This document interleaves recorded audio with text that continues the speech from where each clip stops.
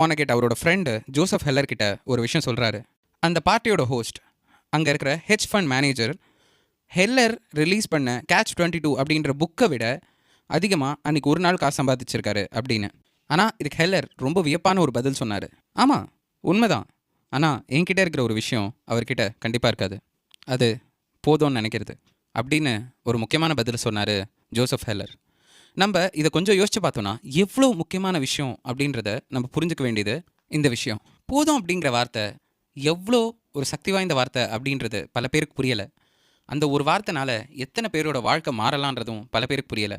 பல பணக்காரங்களும் சரி, பல ஏழைங்களும் சரி, இவங்களுக்கு அவங்களோட ஆசை மேலே எல்லை இல்லாமல் வாழ்ந்துட்டுருக்காங்க அப்படின்றது 100க்கு 100 உண்மைதான். லாட்ரி டிக்கெட்டில் வருஷம் காசு இழக்கிற ஒரு ஏழையாக இருந்தாலும் சரி, இல்லைனா இருக்கிறதுலே பணக்காரனாக இருந்து வாழ்க்கையை தொலைச்ச அந்த ஹர்ஷத் மேத்தாவாக இருந்தாலும் சரி, போதுன்ற ஒரு வார்த்தை எவ்வளோ ஒரு அறிவாளியான ஒரு சக்தி வாய்ந்த விஷயம் அப்படின்றத புரிஞ்சுக்க முடியுது. ராஜத் குப்தா வெறும் அனாதையா ஒரு சாதா சின்ன பையனாக இருந்த ஒரு மனுஷன் அவரோட 40 வயசில் மெக்கன்சி அப்படின்ற ஒரு பெரிய கன்சல்டிங் ஃபர்மோட சிஇஓவாக இருந்தார். 2008 குப்தாவோட ஒர்த்து மட்டுமே $100 மில்லியன் இருந்தது. குப்தாவால் அவரோட வாழ்க்கையில் அப்படி ஒரு காசு வச்சு எதை வேணால் வாங்கியிருக்க முடியும்.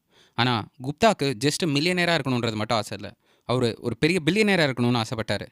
2008 கோல்ட்மேன் ஷாக்ஸ் பேங்க் இழுத்து மூடுற நிலமையில இருந்தது. அந்த நேரத்தில் வாரன் பஃபே ஒரு $5 பில்லியன் அதில் இன்வெஸ்ட் பண்ணலான்னு இருந்தார், அதுக்கு ஹெல்ப் பண்ணுறதுக்காக.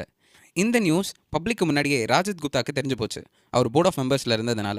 ராஜத் குப்தா அந்த விஷயம் நடக்கிறதுக்கு முன்னாடியே 1,75,000 ஷேர்ஸ் அந்த கம்பெனி இது வாங்கினார். வாரன் பஃபேவும் சொன்ன மாதிரி பப்ளிக் கிட்ட அனௌன்ஸ் பண்ணிட்டு அந்த பேங்க்கை பேக்கப் பண்ணார். ராஜத் குப்தாக்கு இதில் $17 மில்லியன் லாபம் கிடச்சிது.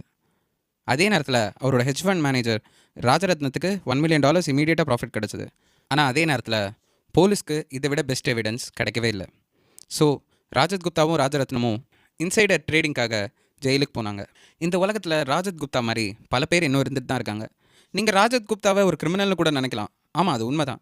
ஆனால் அவங்களோட பேர், அதிகாரம், பணம், அந்தஸ்து, சுதந்திரம் எல்லாத்தையுமே விட்டு கொடுத்து அதிகம் வேணுன்ற ஒரே ஒரு காரணத்துக்காக அவங்களோட வாழ்க்கையை அவங்க இழந்தாங்க. இப்படிப்பட்ட ஒரு பழக்கம் நம்ம மக்கள் எல்லாருக்கிட்டையும் இருக்குன்றது 100க்கு 100 உண்மை. இது எல்லாத்துக்குமே அடிப்படை காரணம் என்னன்னு நினச்சிங்கன்னா, போதும் அப்படின்ற எண்ணம் நம்மக்கிட்ட இல்லாதது தான். இதிலிருந்து நம்ம 4 விஷயம் கற்றுக்கணும். மொதல் விஷயம், இருக்கிறதுலே கஷ்டமான பொருளாதார கல்வி நம்ம எந்த இடத்துல நம்மளோட இலக்கை நிறுத்தணும் அப்படின்னு தெரிஞ்சுக்கிறது. நம்ம காசு அப்படின்ற விஷயம் சம்பாதிக்க நம்ம அது கூடவே சம்பாதிக்க போகிற 2 முக்கியமான விஷயத்தை மறக்கவே கூடாது. ஒன்று அந்தஸ்து, இன்னொன்று பகை.